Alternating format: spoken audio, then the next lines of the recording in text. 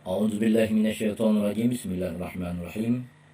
الحمد لله رب العالمين، والصلاة والسلام على حبيبنا وحبيب الله العالمين سيدنا ومولانا أبي القاسم المصطفى محمد وآله الطيبين الطاهرين وأصحابه الأخيار المنتجبين. السلام عليكم ورحمة الله تعالى وبركاته. Alhamdulillah, syukur atas segala rahmat Allah yang telah dilimpahkan kepada kita semua. Alhamdulillah, kita dapat kembali bertatap muka secara virtual melalui video blog saya, yang ini merupakan pertemuan insya Allah sesi keempat ya. Baik, adapun pada sesi kali ini saya akan membahas sesuai dengan silabus kita, yaitu permasalahan sosial dan penyelesaiannya perspektif Islam. Salawat serta salam tidak pernah putus-putusnya kita aturkan, kita sampaikan, kita ucapkan kepada Nabiyuna wa qudwatuna Habibuna Muhammadin sallallahu alaihi wa alihi wasallam. Semoga dengan berkah salawat ini kita mampu sama-sama mempelajari dan memahami tema kali ini. Saya doakan semoga yang sakit diberi kesehatan, yang rezekinya sempit diluaskan, yang punya hutang dilunaskan, dan kita semuanya selalu mendapat limpahan rahmat, perlindungan serta kasih sayang Allah Subhanahu wa ta'ala bersama para aulia-aulianya. Baik mahasiswa yang saya hormati dan saya muliakan, kita akan masuk blog kali ini adalah, kembali saya ucapkan lagi, yaitu dengan tema permasalahan sosial dan penyelesaiannya perspektif Islam.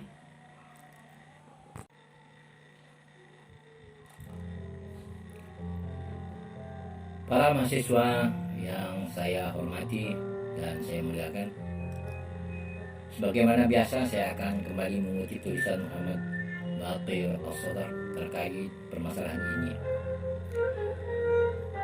Dunia mempunyai dua alternatif yang dapat mengatasi permasalahan sosial.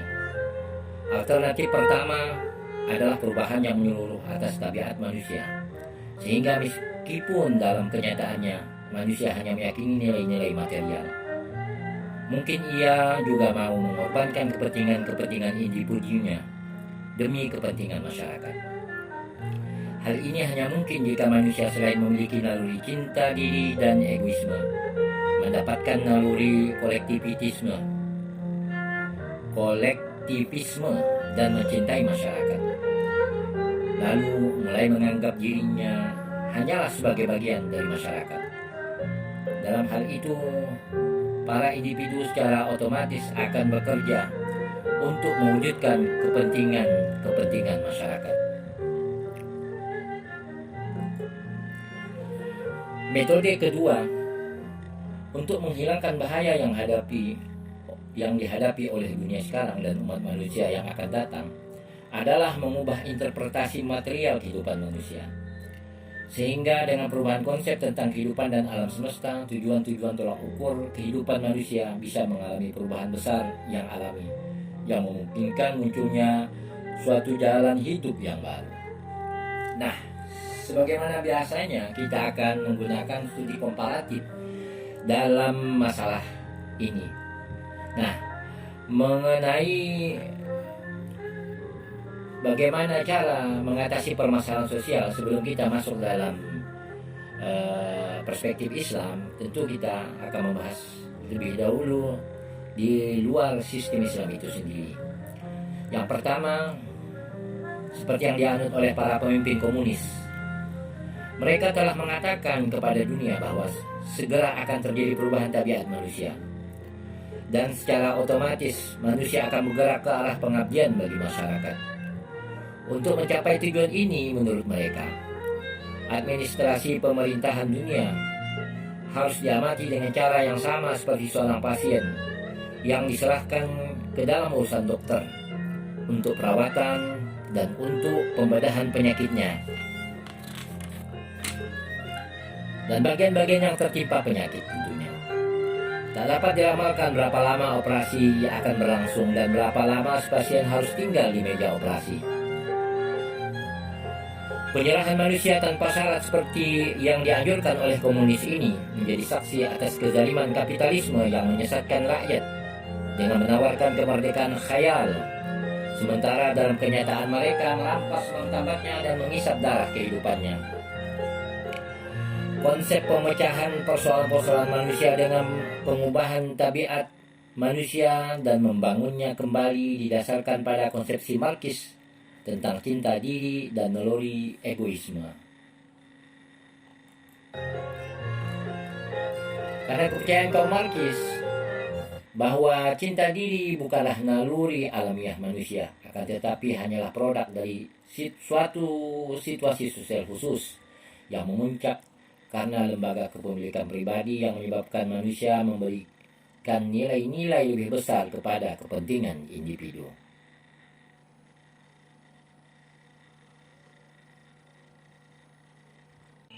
Mahasiswa yang saya hormati dan saya muliakan,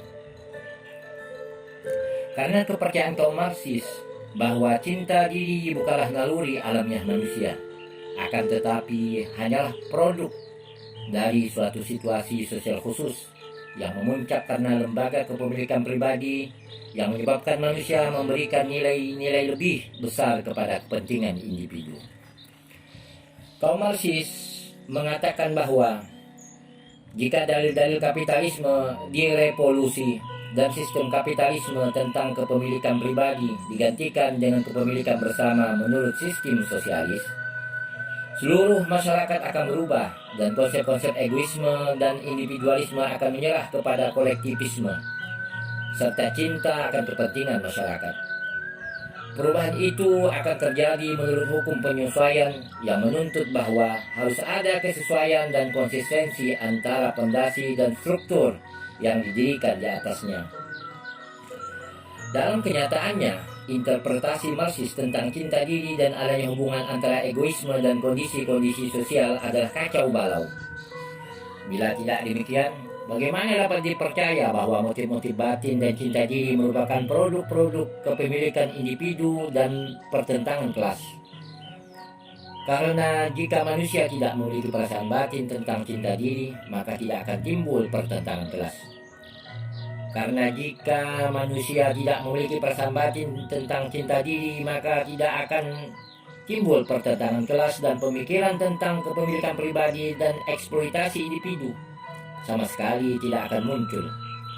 Apabila manusia tidak egois, maka pula ia akan merumuskan suatu sistem untuk melindungi kepentingannya dengan mengorbankan orang lain. Ini adalah sebuah pertanyaan besar yang diajukan Syahid Muhammad Baqir Sadar terkait dengan perspektif sosialis menyelesaikan permasalahan sosial. Nah, dalam kenyataannya, menurut Syahid Baqir Sadar, fenomena sosial yang terbentuk dalam bidang ekonomi dan politik berdasarkan egoisme tidak memiliki motif selain perasaan cinta diri dan kepentingan diri. Itulah naluri manusia yang berakar paling dalam, yang tidak dapat dicabut dengan menghilangkan beberapa manifestasinya. Penggantian milik pribadi dan milik kolektif tidak lebih dari menggantikan satu dengan yang lain yang hanya berbeda sedikit dalam fakta. Namun sisi realitas adalah hal yang sama. Selanjutnya, jika kita mengakui bahwa egoisme bersumber dari luar dan merupakan suatu reaksi dari fenomena individu dalam sistem sosial, sebagaimana fenomena kepemilikan pribadi yang dikemukakan dalam pandangan Marxis, maka hal ini tidaklah berarti bahwa dengan penghapusan milik pribadi maka naluri manusia akan lenyap dari gelanggang masyarakat dan tidak akan ada alasan untuk menetapkan keberadaannya dalam sistem sosial. Mahasiswa yang saya muliakan dan saya hormati, mudah-mudahan kita semuanya selalu di dalam lindungan dan limpahan rahmat Allah. Walaupun milik pribadi adalah suatu fenomena individu, ia bukanlah fenomena satu-satunya. Karena ada juga fenomena lain yang serupa seperti dewan pengurus dan badan-badan khusus lainnya yang juga ditemukan dalam sistem sosialis. Sistem ini telah menghapus pemilikan pribadi atas alat-alat produksi, akan tetapi tidak mampu menghilangkan dewan-dewan pengurus yang memiliki kekuasaan secara diktator atau diktator proletar, dan menganggap diri mereka sebagai majikan dari unit-unit yang mereka pimpin. Bahkan setelah nasionalisasi unit-unit ini, pengelolaannya oleh semua anggota masyarakat tak dapat dilaksanakan. Jadi jelaslah, fenomena ini terpaksa harus dipertahankan dalam sosialisme. Fenomena alami ini memelihara egoisme anggota-anggota dewan ini dan mempengaruhi maksud-maksud dan keinginan yang terpendam dalam diri mereka. Maka, menurut Syahid Bagir Sadar, kita dapat mengetahui sekarang sampai di mana nilai penyelesaian pertama itu. Jelaslah bahwa penghapusan milik pribadi dalam sistem komunisme gagal mengurangi semua keburukan. Ia tidak dapat mengubah mentalitas manusia. Para mahasiswa yang saya hormati dan saya muliakan, penyelesaian kedua, tadi yang pertama menurut sosialis, kemudian bagaimana Syahid Bagir Sadar mengkritiknya, kemudian penyelesaian kedua ditawarkan oleh Islam yang meyakini bahwa satu-satunya jalan untuk mengatasi permasalahan itu adalah mengubah konsep kehidupan material. Nah, ini intinya, mengubah konsep kehidupan material. Karena di manusia modern, materi itu adalah sebuah orientasi yang tidak dapat dielakkan. Itu yang sering kita lihat, ya, bagaimana orang bersaing dalam berbagai lini, profesi dan lain sebagainya. Tidak lain dan tidak bukan untuk mewujudkan di antaranya adalah kehidupan yang lebih baik, ya. Tapi dengan perspektif Islam, ya, sebagai alternatif kedua ini, yang pertama adalah mengubah konsep kehidupan material. Ini menurut Syahid Muhammad Baqir As-Sadar. Islam tidak cepat-cepat menghapus kepemilikan pribadi sebelumnya. Konsep mau menyerang konsep material dalam kehidupan dan alam semesta. Ia menghendaki suatu konsep baru untuk menjadi basis suatu sistem yang di dalamnya individu tidak menjadi alat otomatis untuk mengabdi kepada masyarakat, dan tidak pula masyarakat merupakan lembaga yang dibentuk demi individu. Dalam Islam, individu maupun masyarakat mempunyai haknya sendiri-sendiri dan hubungan-hubungan timbal balik antar individu, material maupun moral, dihormati. Islamlah yang menyoroti permasalahan yang sesungguhnya dalam teori demokrasi sosial dan menghapus semua kejahatan yang sedikit banyaknya konsisten dengan tabiat manusia sebagai pokok dan sumber yang paling sensitif dari kesedihan dan petaka pandangan material yang memperkirakan bahwa tujuan akhir dalam penciptaan manusia di dunia ini adalah kehidupannya itu sendiri. Dan oleh karena itu maka tolak ukur semua kegiatan manusia adalah kepentingan individualnya sendiri. Dari sudut pandang Islam, teori demokrasi kapitalisme pastilah gagal dan runtuh. Bukan karena klaim komunisme, akan tetapi karena kapitalisme penuh dengan kontradiksi dan milik pribadi hanya sekedar memperbesar faktor kemusnahannya dari dalam dirinya sendiri. Islam dalam logika analisanya tentang politik, ekonomi, dan filsafat sosialnya berlawanan dengan konsep fantastis dan pandangan dialektikisme dan memadukan kepentingan pribadi dalam sistem sosialnya tanpa suatu pertentangan. Dari sudut pandang Islam, teori demokrasi kapitalisme pastilah gagal dan runtuh. Bukan karena demikianlah klaim komunisme, akan tetapi karena kapitalisme penuh dengan kontradiksi dan milik pribadi hanya sekedar memperbesar faktor-faktor kemusnahannya dari dalam dirinya sendiri. Islam dalam logika analisanya tentang politik, ekonomi, dan filsafat sosialnya berlawanan dengan konsep fantastis dan pandangan-pandangan dialektikisme dan memadukan kepemilikan pribadi dalam sistem sosialnya tanpa suatu pertentangan. Dari sudut pandang Islam, mundurnya demokrasi kapitalisme menyusul kegagalannya adalah karena interpretasi materialis tentang alam semesta. Karena manusia tidak akan mengalami kemajuan dengan mengambil suatu sistem yang diilhami oleh konsep-konsep materialis. Oleh sebab itu, umat manusia membutuhkan suatu sumber selain sumber materialis untuk mengilhami sistem sosialnya. Selain itu, manusia memerlukan suatu pandangan politik yang sehat dan memancar dari interpretasi yang benar tentang kehidupan, yang di dalam sorotan cahayanya mereka sanggup melihat permasalahan dunia dan bekerja untuk menjamin kemakmuran dan kebahagiaan.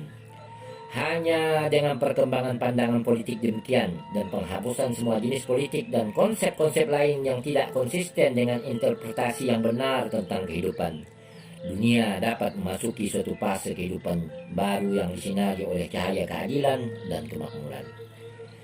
Akidah Islamlah yang mengantarkan pada pandangan yang benar dan sempurna dan mendidik masyarakat untuk memiliki keyakinan pada sumber dasar yang memiliki kesempurnaan mutlak. Islam telah menjadikan keridhaan Allah sebagai tolak ukur semua amal perbuatan. Dalam kehadiran tolak ukur ini, manusia tidak dapat menganggap semua kepentingan pribadinya sah dan halal, karena menurut Islam, mencapai keridhaan Allah merupakan tujuan mendasar kehidupan manusia. Dengan tolak ukur moral inilah semua amal perbuatan manusia dinilai. Islam hanya mengaitkan pentingnya secara praktis mencapai tujuan dasar ini kepada orang-orang.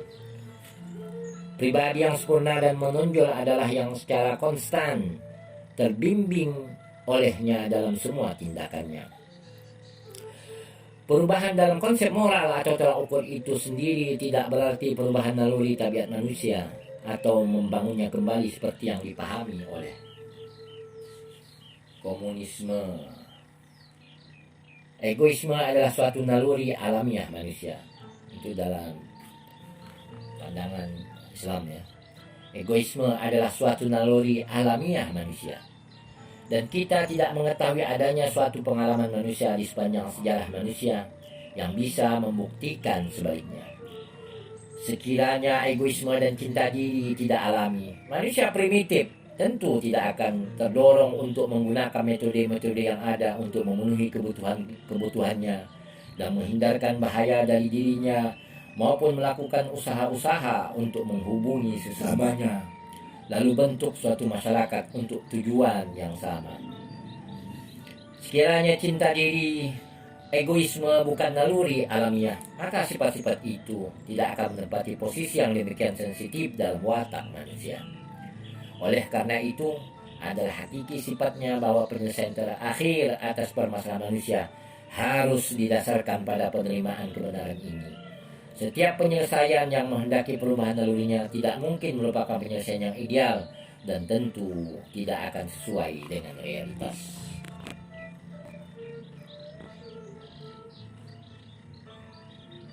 Mahasiswa yang saya hormati, kemudian kita akan membahas untuk memasuki fase selanjutnya dalam pemahaman bagaimana perspektif Islam mengatasi permasalahan sosial. Maka kita masuk dalam subtema misi Islam. Islam mengemban suatu misi besar di mana tidak ada doktrin lain dapat melakukannya. Karena semua tujuan yang tinggi dan konstruktif hanya dapat terwujud berdasarkan ajaran religius. Hanya agama yang sanggup mengukuhkan hubungan yang tak terputuskan antara nilai-nilai moral dan cinta diri merupakan bagian dari tabiat manusia. Dengan kata lain, Islam memadukan cinta diri yang merupakan standar tingkah laku alam dalam kehidupan dengan standar yang harus dijalankan untuk menjamin kemakmuran dan keadilan. Watak manusia memberikan pilihan pada kepentingan-kepentingan pribadinya atas kepentingan kolektif. Islamlah yang mempertemukan manusia dengan kepentingan masyarakat yang adil dan imbang, serta mencegah bencana sosial yang mungkin diakibatkan oleh egoisme manusia. Islam, mahasiswa yang saya hormati, Islam menerapkan dua ketentuan untuk mencapai tujuan ini. Jadi untuk mencapai tujuan keseimbangan antara kepentingan sosial dengan egoisme serta cinta pada diri manusia, Islam menerapkan dua ketentuan untuk mencapai tujuan ini. Ketentuan pertama, Islam telah memberikan interpretasi kehidupan yang benar. Ia telah menggambarkan kehidupan sekarang ini sebagai permulaan bagi kehidupan yang akan datang, dan menggambarkan pula bahwa keselamatan bergantung pada usaha-usaha yang dilakukan dalam kehidupan yang fana ini untuk memperoleh keridhaan Allah. Standar moral untuk memperoleh keridhaan Allah ini menjamin kepentingan-kepentingan individual maupun kolektif masyarakat. Untuk memelihara keadilan sosial, Islam meyakinkan manusia untuk bekerja sama. Islam mengatakan padanya bahwa manusia akan memperoleh ganjaran balasan yang besar atas setiap usaha yang dilakukan untuk kebaikan masyarakat. Konsep kehidupan yang dianut Islam itu menyelaraskan keinginan individu dan kebutuhan-kebutuhan masyarakat. Berlawanan tentunya dengan interpretasi kehidupan material yang memaksa manusia untuk memandang suatu dari sudut sempit. Islam memperluas cakrawalanya dan memberikan ke dalam pandangan baginya dan membuat dia sanggup melihat manfaat dan mudaratnya jauh ke depan. Al-Quran yang suci menyebutkan A'udzubillahi minasyaitonirrajim. Barang siapa mengerjakan amal soleh, maka pahalanya untuk dirinya sendiri. Dan barang siapa berbuat jahat, maka dosanya atas dirinya sendiri. Dan sekali-kali tidaklah Tuhanmu menganiaya hamba-hambanya. Quran Surah Fussilat ayat 46. Kemudian Al-Quran kembali menegaskan A'udzubillahi minasyaitonirrajim. Barang siapa mengerjakan amal soleh baik laki-laki maupun perempuan dan beriman, maka mereka akan masuk surga. Mereka diberi rezeki di dalamnya tanpa hisab. Quran Surah Al-Mu'min ayat 40. Selain itu pada ayat yang lain juga ditegaskan A'udzubillahi minasyaitonirrajim. Pada hari itu manusia keluar dari kuburnya dalam keadaan yang bermacam-macam, supaya diperlihatkan kepada mereka pekerjaan mereka. Barang siapa yang mengerjakan kebaikan sebesar zarah pun, niscaya dia akan melihat balasannya. Dan barang siapa yang mengerjakan kejahatan seberat zarah pun, niscaya dia akan melihatnya. Faman ya'mal mithqala dzarratin khairan yarah wa man ya'mal mithqala dzarratin syarran yarah. Quran Surah Al-Zalzalah ayat 6 sampai 8. Kemudian di ayat yang lain yaitu di surah At-Taubah 120. A'udzubillahi minasyaitonirrajim. Yang demikian itu ialah karena mereka tidak ditempa kehausan, kepayahan dan kelaparan pada jalan Allah, dan tidak pula menginjak suatu tempat yang membangkitkan amarah orang-orang kafir, dan tidak menimpakan sesuatu bencana kepada musuh, melainkan dituliskan bagi mereka dengan demikian itu suatu amal soleh. Sesungguhnya Allah tidak menyanyiakan pahala orang-orang yang berbuat baik. Quran Surah At-Taubah 120. Mahasiswa yang saya hormati dan saya muliakan, inilah beberapa contoh menarik tentang penggunaan tindakan pertama. Dorongan-dorongan moral ini secara alami membantu menciptakan keselasian antara kepentingan individu dan kolektif. Islam mengkoordinasi gerak batin dan jalan hidup yang sehat. Ia membentuk kepentingan individu dengan meyakinkan tentang adanya hubungan yang tak terpisahkan antara kepentingannya dan kepentingan umum umat manusia. Nah, kemudian ketentuan kedua. Yang tadi kita bicarakan bagaimana Islam menerapkan dua ketentuan untuk mencapai tujuan menyelesaikan permasalahan sosial. Yang tadi yang pertama itu berdasarkan Quran Surah Fussilat ayat 6, kemudian Quran Surah Al-Mu'min 40, Quran Surah Al-Zalzalah ayat 6-8, kemudian At-Taubah ayat 120. Nah, ketentuan kedua dalam perspektif Islam dalam menyelesaikan permasalahan sosial. Menurut Syahid Bagir Sadar, ini digunakan untuk menciptakan keseimbangan antara gerak batin dan nilai-nilai sosial serta kepentingan pada satu sisi. Dan pada sisi lain bentuk khusus latihan moral yang bertujuan mengembangkan perasaan moral dan rasa manusiawi. Menurut wataknya, manusia mempunyai berbagai kemampuan dan dorongan. Sebagian dorongannya bersifat material yang muncul secara otomatis dan secara naluri seperti nafsu makan, minum, dan seks, yang berkembang sebagai hasil latihan dan praktek. Jika manusia dibiarkan sendiri, maka dorongan-dorongan materialnya yang membuat jalannya secara otomatis akan mengatasi dorongan moralnya yang akan merana dan tetap tidak berkembang. Agamalah yang mengajarkan dia untuk mematuhi perintah-perintah ilahi. Agamalah yang mendidik dia menghormati nilai-nilai moral dan mengabaikan keuntungan-keuntungan pribadinya yang tidak selaras dengan nilai moral. Islam tidak melenyapkan cinta diri dari tabiat manusia. Pada sisi lain, ia membentuk tabiat manusia. Pada sisi lain lagi, ia membentuk tabiat manusia sedemikian rupa sehingga menjunjung tinggi nilai-nilai moral. Menjadi suatu ketentuan cinta diri dan manusia memperoleh kesenangan dalam berusaha ke arah itu. Ada dua tindakan untuk mengkoordinasi pembinaan moral dengan nafsu-nafsu individu. Titik pusat dari tindakan pertama ialah interpretasi yang benar tentang kehidupan.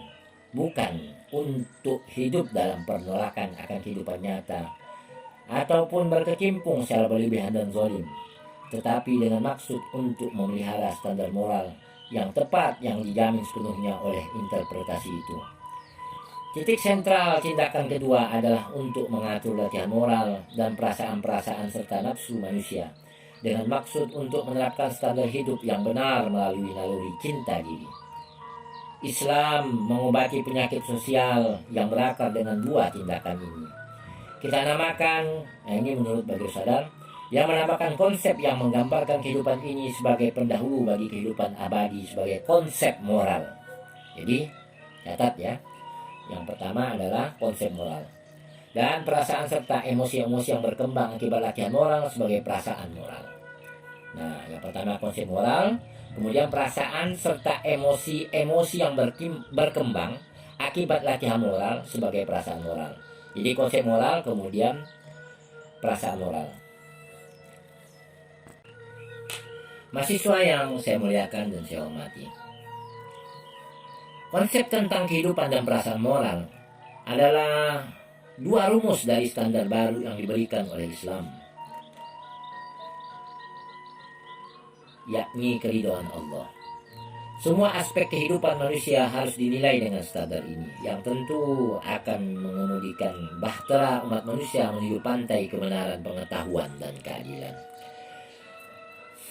Konsep moral tentang kehidupan dan perasaan moral adalah dua wajah Islam yang khas, yang memperhitungkan sekaligus individu maupun masyarakat menjamin keadilan bagi keduanya.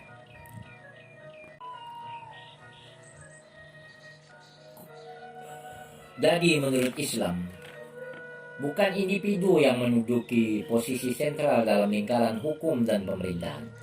Juga bukan kepada masyarakat saja pemerintahan harus memberikan perhatian dan menyusun hukum-hukum untuk keuntungannya sendiri. Suatu sistem sosial yang tidak berasal dari konsep dan perasaan-perasaan yang demikian akan merupakan suatu sistem individualis murni yang akan menjerumuskan masyarakat ke kuburan penderitaan dan resiko. Atau akan menjadi sistem yang menekan dan melemaskan semua gerak batin dan penuh kemungkinan akan mengantar ke perjuangan yang keras antara sistem yang berkuasa dengan dorongan-dorongan dan emosi-emosi rakyat. Dalam hal yang kedua ini, masyarakat akan terus terancam oleh bahaya kehancuran total. Karena selama rezim penguasa dikendalikan oleh kemauan-kemauannya sendiri, sangat mungkin ia menekan perasaan-perasaan masyarakat dengan cara kekerasan untuk memperkuat posisinya sendiri. Tentulah masyarakat seperti itu akan terus terancam bahaya kehancuran, karena konsep moral tentang kehidupan dan perasaan moral yang merupakan sumber dari sistem kehidupan dikerdilkan dan dipotong oleh pemerintah. Singkatnya, suatu masyarakat yang harmonis harus didasarkan pada konsep kehidupan moral yang melahirkan suatu sistem yang mampu meresapkan semangat moral. Bila tidak demikian, tak satupun teori yang dapat memberikan penyelesaian tuntas yang benar atas semua penyakit sosial. Dasar yang demikian hanya terdapat dalam Islam, yang merupakan keimanan moral dan etika dan menetapkan tujuan hidup yang tinggi. Ia memberikan jalan cemerlang bagi manusia untuk bergerak maju. Ia memperkenalkan kepada manusia kepentingan-kepentingannya yang sesungguhnya. Akan tetapi kita meninggalkan konsep moral tentang alam semesta dan hendak mengasingkan manusia dari perasaan-perasaan moralnya dalam kehidupan. dan menganggap konsep moral sebagai khayalan dan hipotetis, seraya memandang faktor-faktor ekonomi sebagai sumber dari semua nilai moral. Maka hal itu hanya merupakan pikiran dengan hasrat khayalan dalam mengharapkan kemakmuran dan kestabilan masyarakat. Aspirasi demikian hanya mungkin terwujud jika manusia diubah menjadi alat mekanis untuk diawasi oleh sekelompok teknisi.